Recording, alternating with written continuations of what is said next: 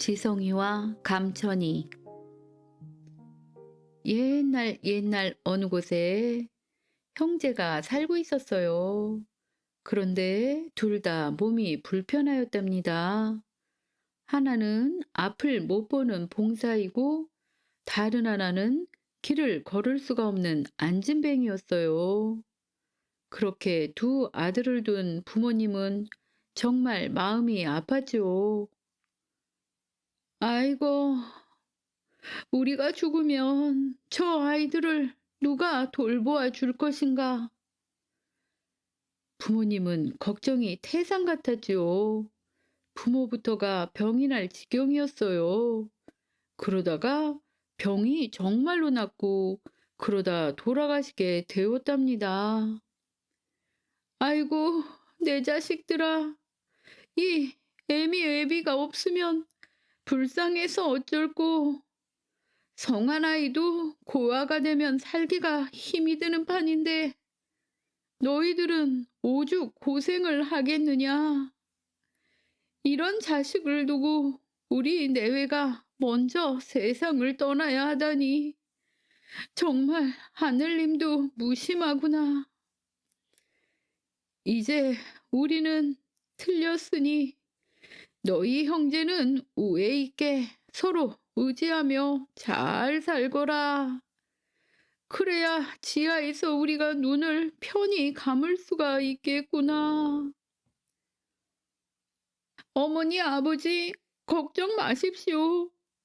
지성이면 감천이라고 저희 형제가 지성으로 우애 있게 살고 감천하도록 열심히 살게요. 너무 걱정하시지 마세요. 오, 내 자식들아, 고맙다. 이제 너 동생은 지성이라고 말하고 형은 감천이라고 이름을 바꾸도록 해라. 우리 지성아, 감천아, 잘 살도록 하여라. 이렇게 유언을 남기고 돌아가셨어요. 부모님이 살아계실 때에는 집안에서 갖다 주는 밥을 먹었지만 이제는 그럴 사람이 없었지요. 그래서 형제는 할 수 없이 나가서 빌어 먹을 수밖에 없었죠. 그렇지만 몸이 한 명은 봉사요, 한 명은 안진뱅이니 빌어 먹는 것도 뜻대로 되지 못하였죠. 안진뱅이인 형 감천이가 탄식을 하였어요. 이제 어떻게 해야 할까? 부모 없는 고아가 어디 가서 어떻게 빌어먹고 산다는 말이냐? 우리의 눈도 발도 이 모양이니 말이다. 그럴 때 동생 지성이는 봉사인데 좋은 말을 하였어요. 형, 좋은 생각이 떠올랐어. 우리가 한편으로는 몸이 불편하지만 또 다시 생각하면 괜찮아. 나는 눈만 나쁘지 다른 거는 다 괜찮아.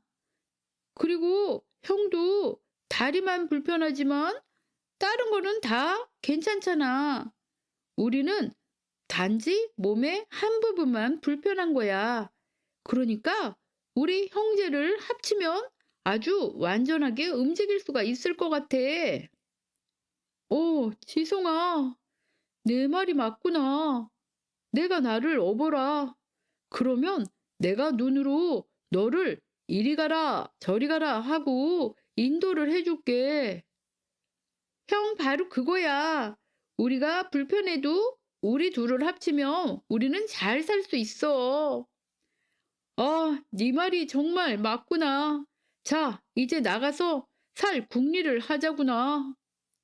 이렇게 해서 이 지성과 감천 형제는 이 동네에서 밥을 얻어먹고 저 동네에서 구걸을 하며 살게 되었어요. 그런데 그러던 어느 날이었어요. 지나가던 어떤 사람이 말해 주었어요. 순천 송강사에 가면 절이 워낙 커서 잘 때도 많고 먹을 것도 흔하다네. 자네들이 이렇게 구걸하지 말고 아예 그 절에 가서 살게 되면 부처님께 공덕도 쌓고 좋을 것이 아닌가. 그 말을 듣고 지성이와 감천이는 송광사라는 큰 절로 찾아가기로 하였답니다. 먼 길을 가게 되었죠. 그런데 그때가 한여름이라 몹시 목이 말랐어요. 아유, 목말라. 형님, 어디 샘이 있는가 좀 찾아봐요. 아무래도 형님을 얻고 가는 동생 지성이가 힘이 들어 목이 마르다고 하니 엎혀있는 형 감천이가 사방을 둘러보았지요. 오, 저기 샘이 있구나. 저쪽으로 가보자. 해서 형제가 샘으로 갔습니다. 그래서 샘에서 형제가 물을 마셨는데 감천이가 샘 속을 보니 아니, 저기 금덩어리가 있어. 아주 커다란 금덩이야. 하고 말을 하였어요. 그런데 그 금덩이가 크기도 크려니와 물속에 깊이 있어서 꺼낼 수가 없었어요. 보고도 가질 수가 없는 황금이었죠. 아, 이 금덩어리를 꺼낼 수가 없구나. 이 금덩어리가 우리 형제의 몫이 아닌가 보다. 그렇다면 다른 사람에게라도 주어야겠네. 하고 감천이가 보니 마침 소금 장수 한 명이 땀을 뻘뻘 흘리면서 지나가고 있는 것이에요. 그래서 감천이가 불렀어요. 여보세요, 소금 장수 아저씨. 여기 샘이 있으니 물을 드세요. 그리고 황금 덩어리도 가져가세요. 뭐? 황금 덩어리가 있다고? 예, 어서 오세요. 그러자 소금 장수가 급히 달려왔어요. 그리고 샘 속에 뛰어들었죠. 그리고는 누런 황금을 꺼냈답니다. 그런데 갑자기 소금 장수가 말을 하였어요. 어, 구렁이 아니냐? 그러면서 샘에서 꺼내서 들고 있던 황금 덩어리를 땅바닥에 내팽개쳐 버리는 것이에요. 이놈들아, 저기 구렁이가 혀를 낼름낼름 하고 있지 않는가? 한바탕면 죽을 뻔했네. 이것들아, 잘 보아라. 이것이 구렁이지 황금 덩어리이냐? 이러면서 욕을 한 후에 가버리는 것이었어요. 아니, 이상한 일이다. 이것이 나는 아직도 황금으로 보이는데 구렁이라니. 나도 황금이라고 믿어요. 형님이 거짓말을 할 리가 없으니. 그런데 왜 저 소금 장수는 구렁이라고 할까요? 그런데 샘 밑바닥에서 꺼내서 팽개쳐 던지니 그 금덩어리가 둘로 쪼개진 것이에요. 그래서 두 형제는 하나씩 가지고 가게 되었죠. 그래, 소금 장수한테 욕은 얻어먹었지만 고맙다고 해야겠구나. 그래서 그 두 형제는 금덩어리를 가지고 송광사에 들어섰어요. 두 형제를 본 송광사의 주지스님이 말했어요. 어서 오게나. 여태 고생이 많았겠군. 이제 절에 머물며 절에 있는 잔 심부림이나 하고 그냥 여기에 머무르면 어떠한가? 스님, 감사합니다. 스님, 감사합니다. 지성이와 감천이는 이제 절에서 편안하게 살게 되었답니다.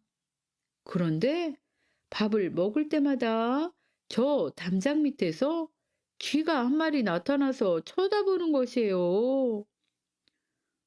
오라, 내가 배가 고파서 그러느냐? 우리가 한 숟갈씩 덜 먹고 너를 주마. 감천이가 쥐를 보고 말을 하자 지성이가 밥을 갖다 주었어요. 안진뱅이 형이 말하는 대로 가르쳐 주는 대로 가니 쥐가 나왔죠. 쥐는 도망도 가지 않고 가만히 서 있다 주는 밥을 맛있게 먹었답니다. 그런데 그 이후로 쥐가 밥을 먹을 때마다 나타나는 것이었어요. 예, 쥐야. 우리도 얻어먹는 신세지만 너 하나는 굶기지 않을 테니 끼니 때마다 오너라. 지성아, 우리라고 남을 못 돕겠느냐? 쥐에게 먹을 것을 주니까 아주 기분이 좋다. 착한 일을 하려면 우리 욕심을 줄여야겠다.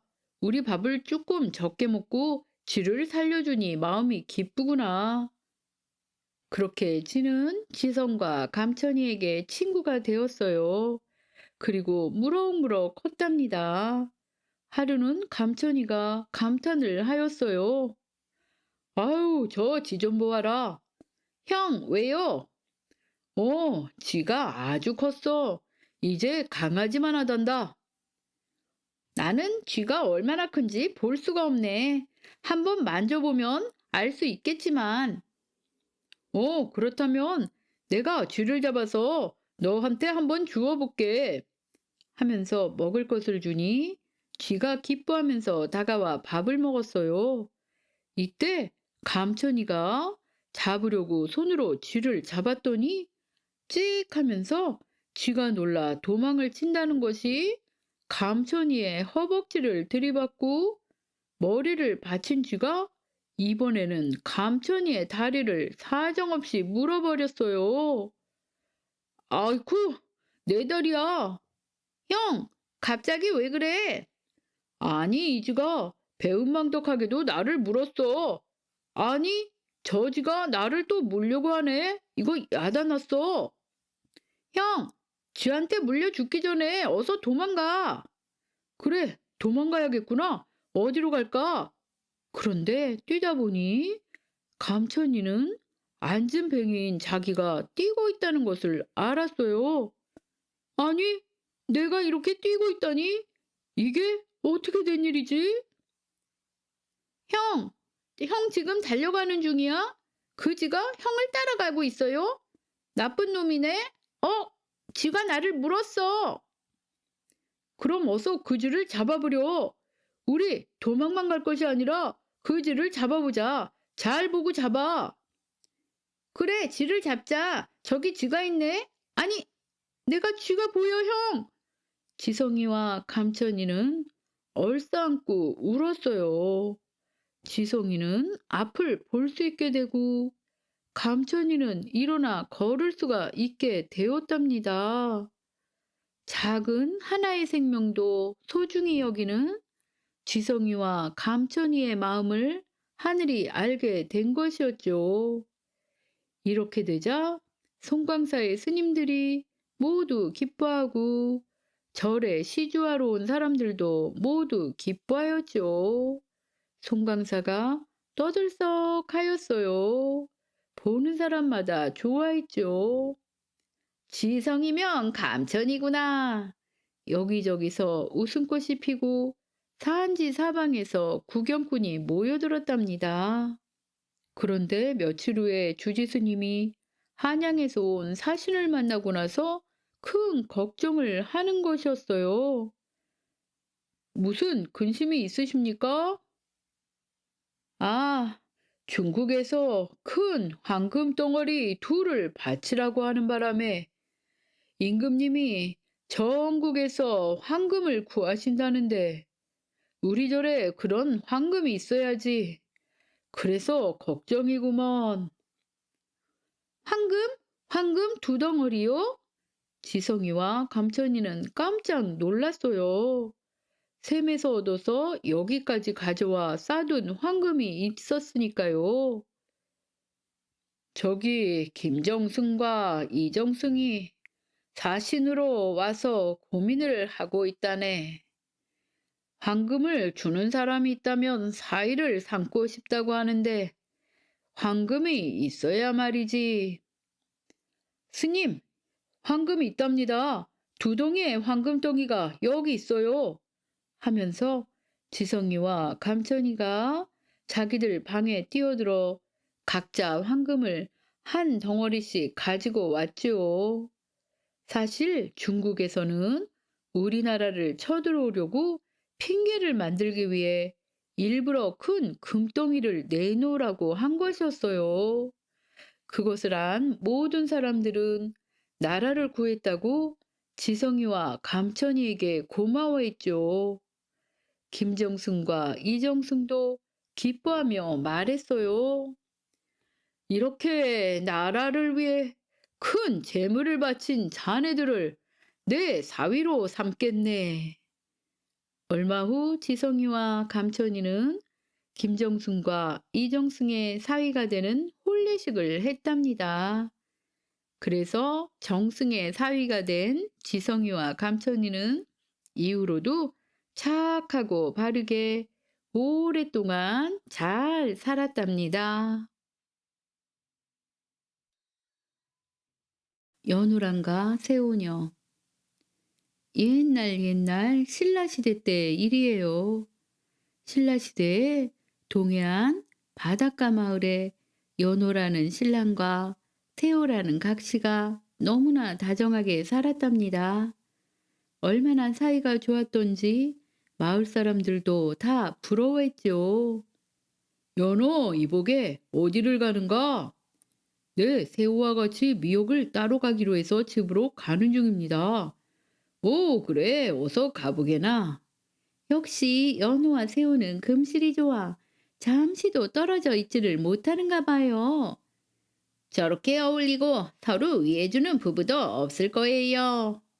이렇게 연우와 새우는 아주 행복하게 잘 살고 있었어요.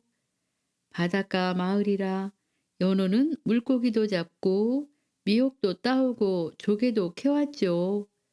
연우와 새우는 가난했지만 부지런해서 걱정이 없었답니다. 그러던 어느 날이었어요. 연우가 바닷가에서 미역을 따다가 너무나 힘이 들어 잠시 바닷가에 있는 바위에 앉아 쉬고 있을 때였어요. 글쎄, 갑자기 그 바위가 미끄러지듯이 바다로 떠내려 간 것이에요.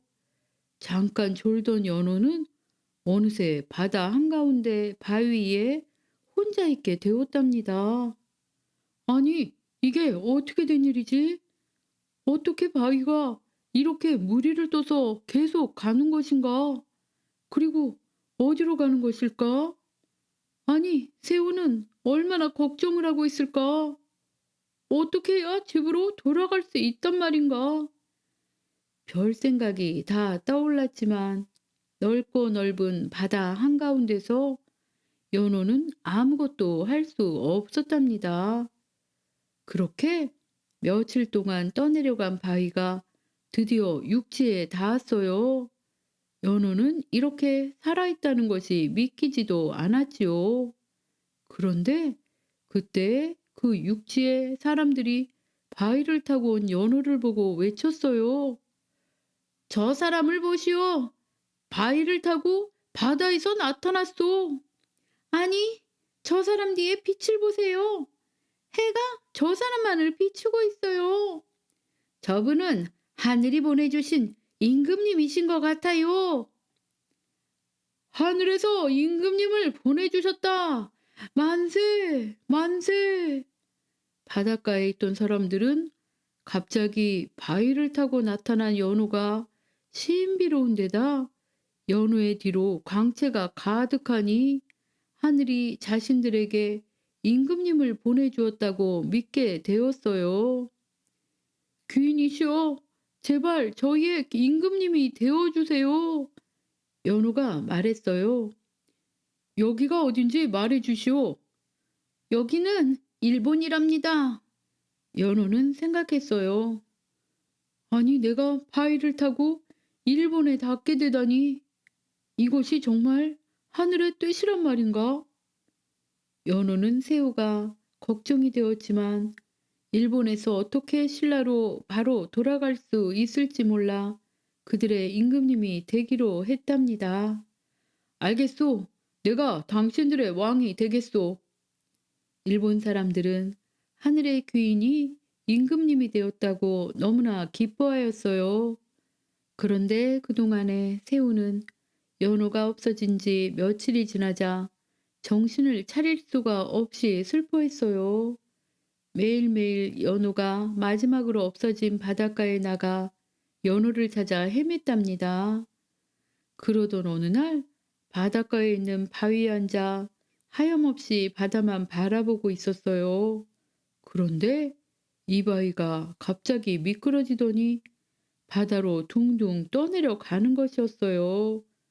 바위야, 어디든지 좋으니 나를 우리 서방님에게로 데려다 주렴. 그렇게 며칠째 바위가 바다 위를 떠다니다가 어느 육지에 닿았어요. 그런데 새우가 바위에서 내리자 바닷가에 있었던 사람들이 깜짝 놀라 외쳤어요. 아니, 또 다른 귀인이 오셨네. 저 환한 달빛이 온통 저 귀인을 비추고 있네. 아니, 저 귀인도 임금님처럼 바위를 타고 오셨네. 빨리 임금님께 이 사실을 알리러 가세. 바닷가에 귀인이 나타났다고 하자 연호가 나와서 새우를 보더니 깜짝 놀랐어요. 아니, 새우, 이게 웬일이오? 당신이 여기에 나타나다니. 연호는 너무나 기뻐 어쩔 줄을 몰랐어요. 그렇게 연호와 새우는 일본의 왕과 왕비가 되어 나라를 잘 다스리고 살게 되었답니다. 그런데 신라에서는 난리가 났어요. 갑자기 해와 달이 사라진 것이었어요. 사방이 어두워지자 사람들은 살 수가 없어 모두 임금님께 달려갔답니다. 임금님, 바다 건너 일본으로 우리 신라 사람인 연호랑과 세오녀가 가서 임금님이 된 후로 이렇게 우리 신라에 해와 달이 없어졌습니다. 어서 그들을 다시 돌아오게 해주십시오. 임금님이 말했어요. 여봐라, 당장 일본으로 가서 연호랑과 세오녀를 돌아오라 하거라. 사신들이 즉시 일본으로 떠나 일본 왕이 된 연호를 만났습니다. 일본의 왕이신 연호랑이시여, 당신들이 신라를 떠난 뒤에 신라의 해와 달이 없어져 버렸습니다. 신라의 임금님은 어서 당신들이 신라에 돌아와 주시기를 바라고 계십니다. 지금 신라는 곡식도 자라지 않고 동물들도 죽어가고 있답니다. 어서 신라에 돌아오셔서 나라를 구해 주십시오. 연호가 대답했어요. 신라의 사정이 안타깝지만 내가 여기에 임금이 된 것은 하늘의 뜻이라 내 마음대로 돌아갈 수 없다오. 그런데 여기 새우가 짠 비단이 있으니 이것을 가지고 가서 하늘에 제사를 드리면 어떻겠소? 사신들은 어쩔 수 없이 새우가 짜놓은 비단을 가지고 신라에 돌아왔어요. 그리고 임금님께 이 사실을 알려드렸지요. 일본에 가서 임금이 된 것이 하늘의 뜻이라니 어서 그 비단을 하늘에 바치는 제사를 올리도록 하여라. 그래서 임금님과 신하들은 새우가 짜준 비단을 올려 하늘에 해와 달을 돌려달라는 제사를 올렸답니다. 그런데 정말 놀라웠게도 제사를 마치자마자 하늘에서 햇살이 내리 비치는 것이었어요. 온 백성들이 너무나 기뻐하였지요. 임금님이 말하였어요. 이 비단을 나라의 보물로 삼아 귀하게 지키도록 하여라. 그래서 이제 신라에도 다시 해와 달이 비추게 되었답니다. 그리고 연호랑과 세오녀는 일본을 잘 다스리며 오래오래 행복하게 살았답니다. 배고픈 거인 장길손. 옛날 옛날, 정말 아주 먼 옛날 옛날의 일입니다. 어마어마한 거인 한 사람이 살고 있었어요. 그 거인의 이름은 장길손이었답니다. 장길손이 얼마나 컸냐면은 장길손이 앉아 있으면 구름이 장길손의 턱 밑에 가서 걸렸답니다. 이렇게 몸집이 크니 먹는 것은 말도 못하게 많이 먹었죠. 가마솥으로 10개쯤은 눈 깜짝할 사이에 먹어 치웠죠. 물론 먹는 만큼 힘도 셌답니다. 장길소는 사람들이 몇 명이 와서 들어도 못 드는 바위를 가지고 공기놀이 하듯 했다지요. 그런데 장길소는 언제나 배가 고팠어요. 장길손이 주로 살던 곳은 산이 많은 곳이라서 농사가 잘 되지 않았거든요. 그러니까 사람들은 장길손이 배부를 만큼 음식을 줄 수가 없었답니다. 장길손이 배부를 만큼 밥을 줬다가는 자기들이 다 굶어 죽을 판이니까 말이지요. 장길손은 배가 고파서 온 나라를 돌아다녔어요. 그러던 어느 날 멀리 남쪽 지방으로 내려가게 되었답니다. 그곳은 장길손이 살던 북쪽과는 달랐어요. 평야가 넓게 펼쳐져 있고 쌀도 아주 많이 났죠. 그러니까 밥도 아주 많이 주었답니다. 사람들은 처음 보는 장길손이 신기하기도 하고 불쌍하기도 했어요. 그렇게 큰 몸집을 가지고 먹을 걸 찾아 이리저리 헤매고 다니니까 불쌍했죠. 사람들은 집집마다 밥을 한 섬씩 해서 장길손에게 주었어요. 그래서 덕분에 장길손은 생전 처음으로 배가 부르게 먹어보았죠. 기분이 너무 좋았어요. 그래서 자기도 모르게 흥에 겨워 춤을 덩실덩실 추었어요.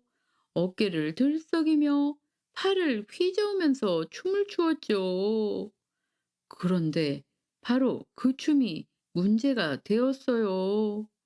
장길손이 어깨를 들썩일 때마다 장길손의 큰 몸집이 해를 가려 큰 그늘을 만들고 팔을 휘저을 때마다 장길손의 소매에서 휙 하고 바람이 휘몰아쳐서 그 동네의 곡식이 몽땅 날아가 버렸지요.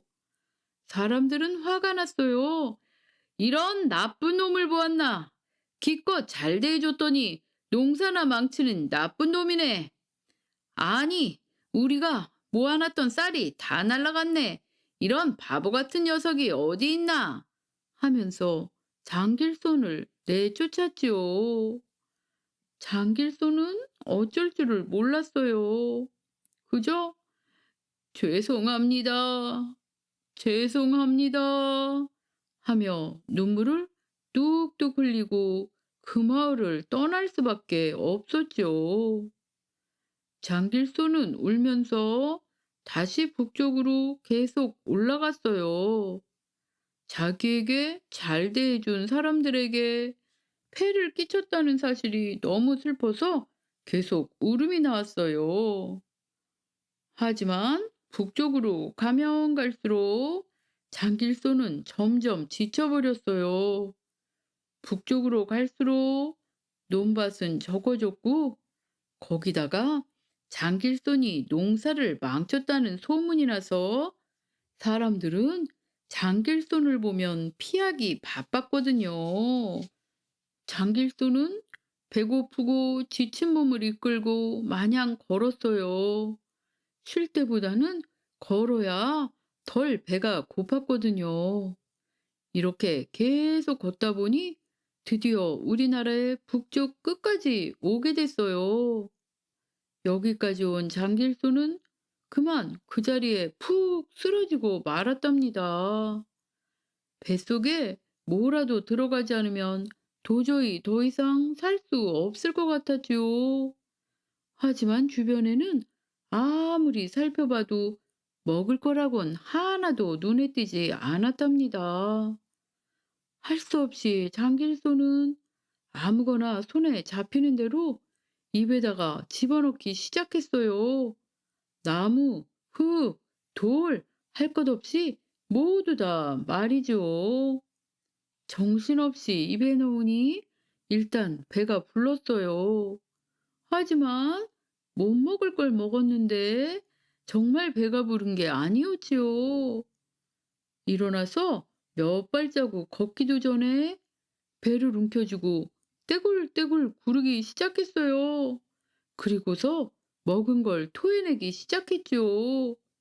조금 전에 먹었던 나무, 흙, 돌이 계속 쏟아져 나왔어요. 꼼짝없이 주저앉아 그 자리에서 모든 걸 다 토해냈답니다. 그리고 나니까 장길손이 입 앞에는 토한 게 쌓이고 쌓여서 산이 되었어요. 그것이 바로 백두산이랍니다. 일단 다 토하고 나니 속이 가벼워졌죠. 대신에 눈물이 쏟아져 나왔어요. 속은 텅 비어 허전하고 몸은 피곤하고 주변엔 장길송과 함께 할 수 있는 사람은 아무도 없었죠. 남들과 다르게 거인으로 태어난 신세가 정말 서글프기가 그지 없었어요. 한번 쏟아지기 시작한 눈물은 그칠 줄을 몰랐답니다. 그동안 쌓이고 쌓였던 서름과 외로움이 모두 눈물로 쏟아졌기 때문이었어요. 그 눈물은 큰 비가 되어서 아까 장길손이 만들어낸 백두산 꼭대기에 큰 연못을 만들었답니다. 하지만 여전히 눈물이 계속 쏟아지니 그 연못의 물도 넘쳐서 양쪽으로 긴 강이 되었답니다. 그 연못이 바로 백두산의 천지이고 양쪽으로 흐르는 긴 강이 압록강과 두만강이 되었답니다.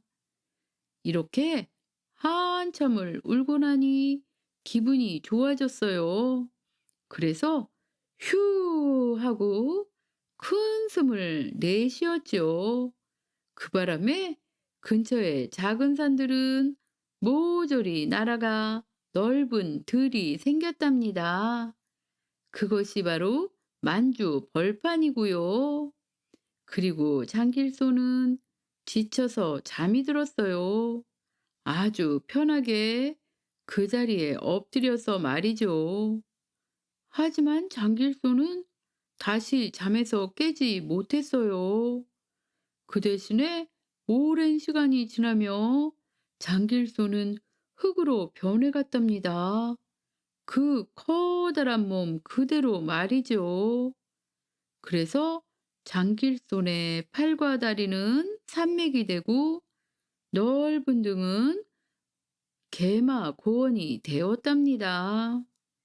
그래서 우리 민족의 산맥을 만들어 내었지요. 불쌍한 장길소는 아직도 우리나라의 큰 산맥으로 남아 있답니다.